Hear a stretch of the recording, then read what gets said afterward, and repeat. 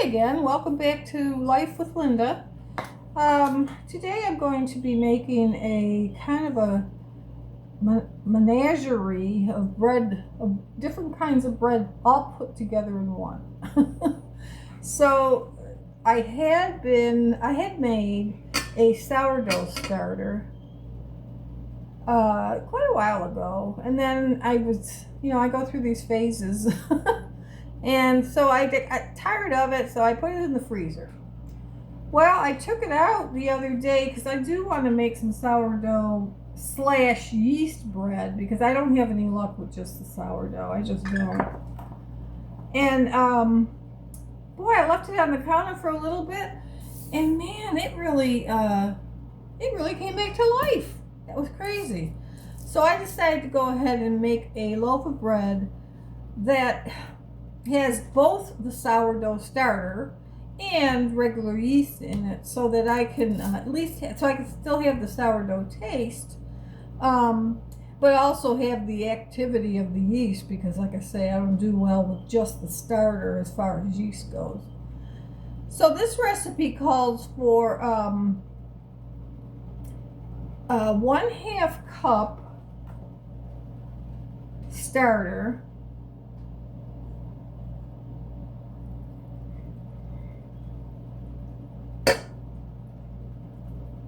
wow, that's a lot actually in my experience. But anyway, 1/2 cup of starter plus a tablespoon. That's what it wants. Strange but true. So that's good. Then that'll use up part of the sourdough discard. That's good. So you put that into the pan and you pour in 1 1/4 cups of water, lukewarm water. So 1 1/4 cups of lukewarm water. Okay, we'll do that.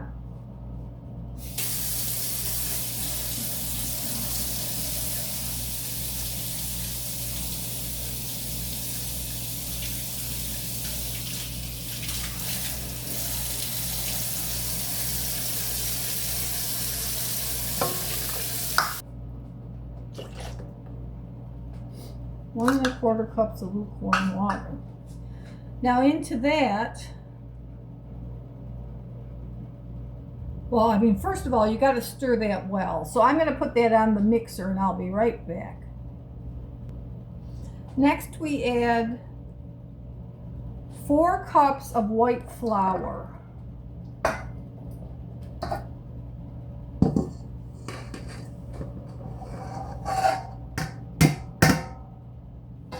And 2 teaspoons of rapid rise or fast rise instant yeast.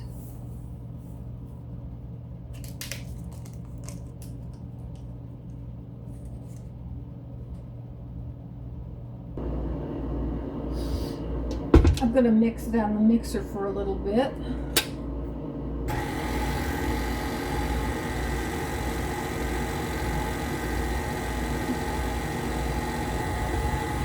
So we're going to want to mix this until there is no more flour left. Everything needs to have liquid on it.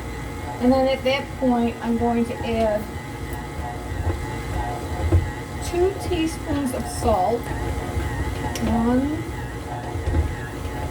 2 teaspoons of salt.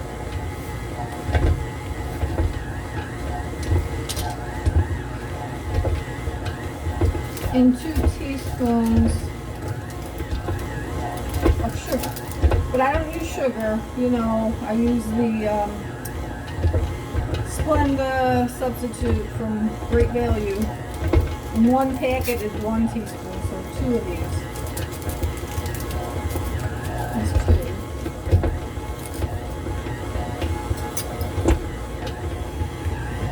So I ran into a technical difficulty.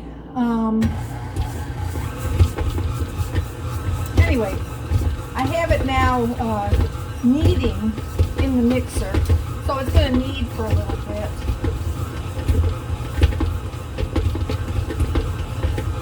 And then I'm going to stop it, and so there's our dough. I'm going to go ahead and spray the bowl with olive oil spray. And I'm going to cover it. Oh, the other thing I added to this I forgot to mention. So I went out into my yard and I picked some rosemary. So on top of this being sourdough and yeast, it's also rosemary bread. I put about 2 tablespoons of rosemary in there that I cut up. So there's our dough. Now at this point I'm going to cover it and let it rise for about an hour. I'm going to let it rise for about an hour. And so that's that. Well, I'll be back when that's ready. Okay.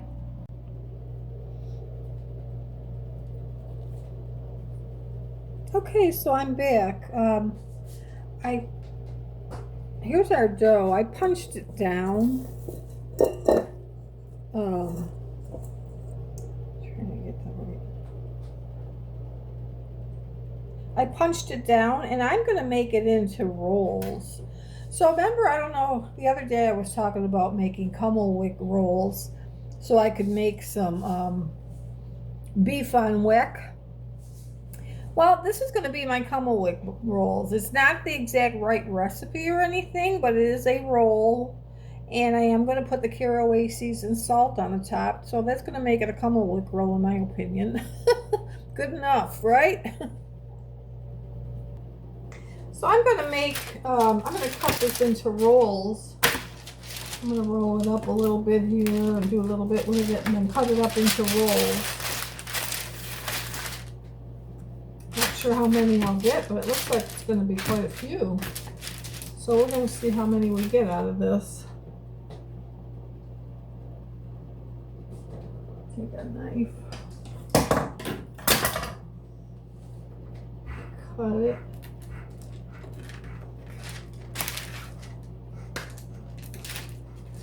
Two,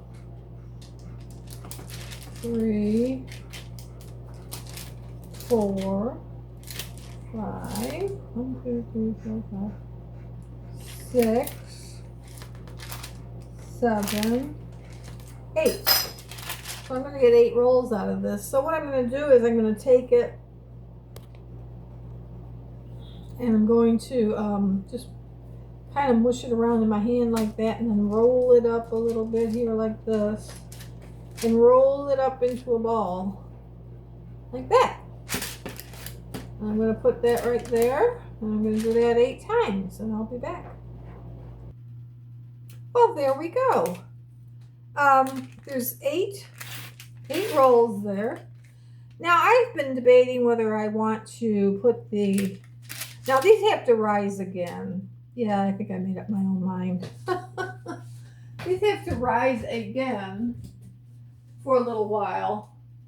So I'm going to cover them and let them rise for probably another hour. And I'll be back. So I'm back. I went ahead and allowed the rolls to rise for about an hour. And they're beautiful. I sprayed them with butter spray, and then I've also brushed them with an egg, Now what I'm doing right now is putting some salt on the top. This is part of making it into the On Weck bun. Now, I mean, typically you need coarse salt. You need some kind of coarse salt, like kosher salt or something like that. But unfortunately, I don't have any coarse salt. So I just put regular salt on there. I'm gonna spray them a little bit more with the butter, and I'm gonna go ahead and put the caraway seeds on there. Pinch it on the top of them and kind of push it in. This is what your rolls are going to look like. You can really taste that caraway too when you're eating your sandwich. You'll notice it.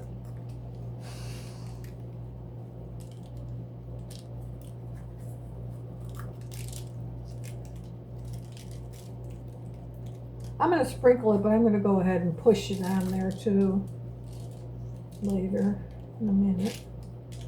I just want to get it all on there while everything's still wet, and it'll adhere to it.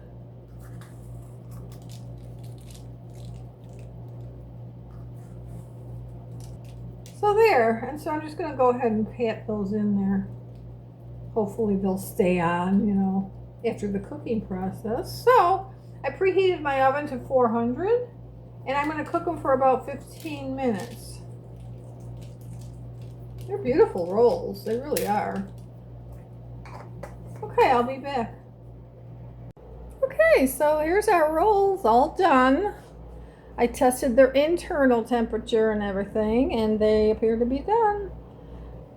So here's what they look like on the inside. Isn't that a nice crumb? Now it's relatively crunchy outside, and it's nice, soft, moist inside. That was a little over 200 internal temperature Fahrenheit. Might not need to cook it that long. Normally bread is good at 195, but this one seems to be fine, so I'm going to put some butter on it and have me a snack. Well, I hope you enjoyed that part of this video. Give it a try. Time to make some more pepper. I like to make my pepper fresh from the peppercorns,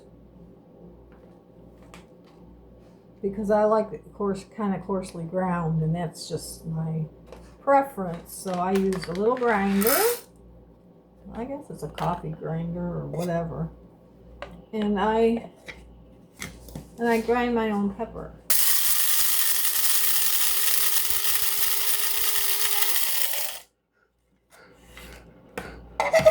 So it's pretty cool.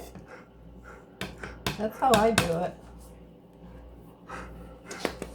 So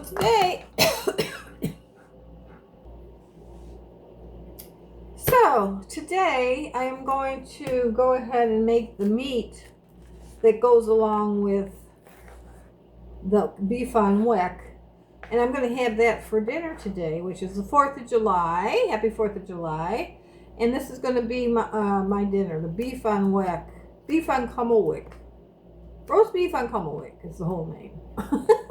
But it's called beef on Weck. W-E-C-K. That's the name of it. Like I talked about. I think I talked about it yesterday, right?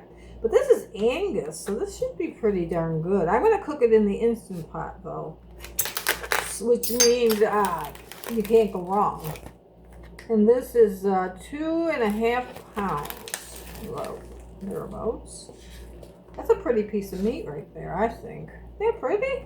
That is nice. So I think I'm going to cut it in half, because the recipe calls for it to be sauteed first, which usually that's how that goes with the Instant Pot.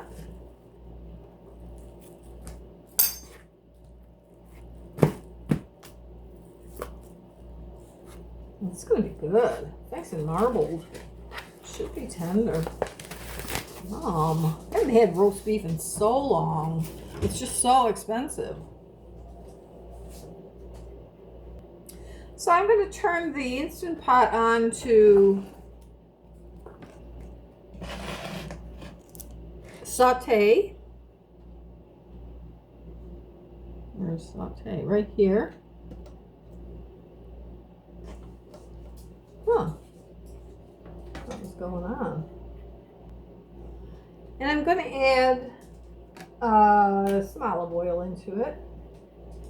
Just a little bit. Then once it's hot, I'm going to add in the meat. But first I'm going to season the meat with salt and pepper. That's a nice cut of meat, I think. I don't know. To me it is anyway. Okay, so I'm going to add the meat into the Instant Pot and let it brown.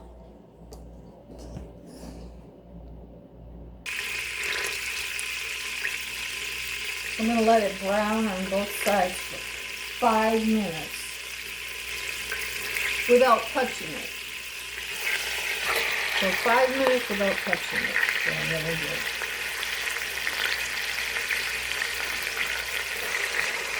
And once that's done, I'll be back. Okay, I think that's sufficiently browned.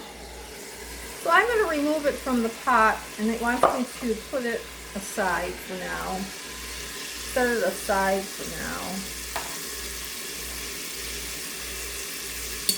Wants me to add an additional tablespoon of oil and the onions.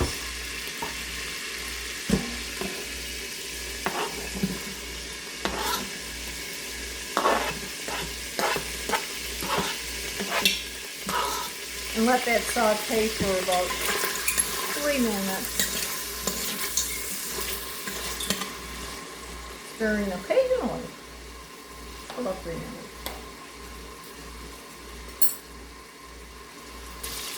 Okay, it then wants me to add the garlic. I'm just going to add probably a big teaspoonful. That should do the trick. It also wants me to add the rosemary, which I have 2 sprigs of rosemary from my fresh rosemary bush. I'm just going to drop those in there. I also brought in some basil from my bushes outside. So I'm just going to drop those in there too. It's not going to hurt. Let's see what it tastes like. It also wants me to put in a bay leaf, which I always say you gotta crack it to get the flavor. There you go. So that's gonna get all stirred up in there. And I'm gonna cook it for 1 minute.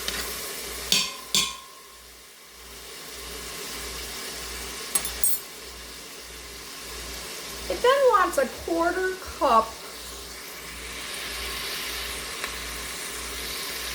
of red wine, 1/4 cup of red wine. And once again, I don't have red wine, but I have sherry cooking wine, which I think should work just fine. And I think I got a little bit more than a 1/4 cup in there, so I'm gonna pour in a 1/4. What I think is, you know what? I can pour it all in. Finish her off. There we go. It's finished off. Okay.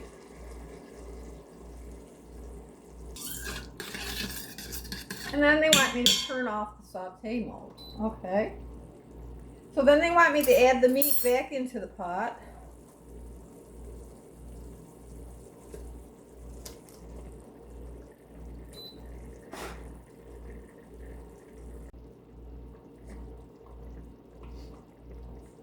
I'm adding 2 tablespoons of Worcestershire sauce.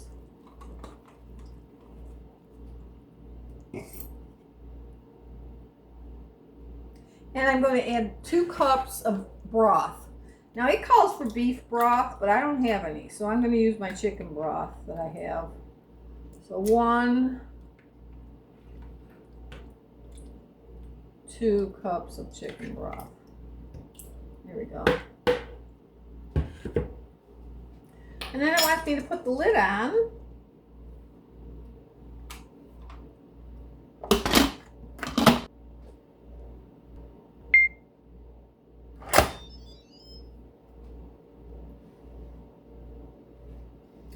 And it wants me to cook on high pressure for 60 minutes.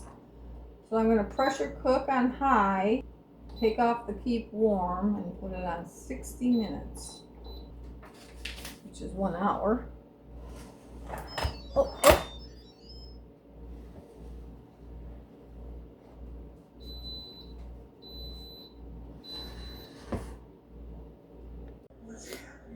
So the Instant Pot finished, and now I'm going to let it sit for 30 minutes to naturally release, and then I'm going to go in and manually release the pressure, and the roast will be ready.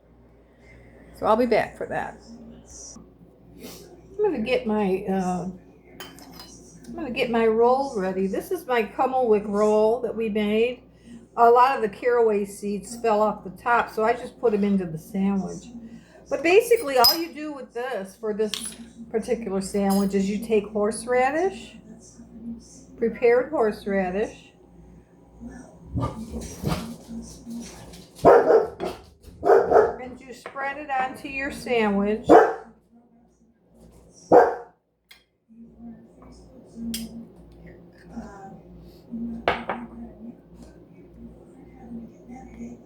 Quite an amount of it, actually. I like a little bit more than not. And then I'm just gonna wait for the meat to be ready, and I'll put the meat on there, and I'll show you what it looks like in the end. Now this sandwich is served with an au jus on the side, so you can dip it into it. I'm not so sure I'm gonna need that. I'll probably just pour it over the meat in my sandwich, so therefore I'll have a little bit of gravy like going on there. But that's how you make these beef on wick sandwiches. They're just delicious. Now, some people might want to put mayonnaise on it and all that. I'm not a mayonnaise girl, so this is going to be just perfect for me, but I'll be back. Okay, so the button at the top is down, as you can see, which means the pressure is released. And I'm going to therefore go ahead and take the top off and see what we got. Oh my goodness, look at that yummy stuff right there. Look at that beautiful roast. Oh, it couldn't be better. I can tell it's going to be delicious. So I'm going to remove it from there and let it sit for a minute. But that gravy in there, it looks really good. Yeah, that's really good. That's really good au jus, I think. Okay. I'm going to go ahead and get it out and make my sandwich. This meat just falls apart. It's crazy tender. Oh man. Whoever invented this Instant Pot was a genius. I use it for so many things, I can't even tell you. Everything I cook out of it comes out good. I gotta say everything. So I'm just gonna put the meat onto my bun here.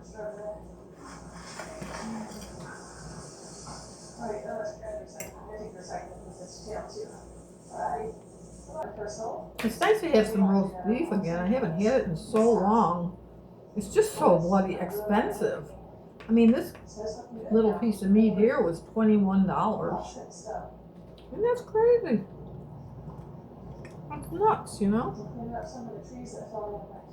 This came out so good. And boy, is it going to make some nice sandwiches later, once it's cooled off and everything. Isn't that just the best? It can't get any better. So happy 4th of July, everybody. I hope you're having a great day. I hope you have some good fireworks.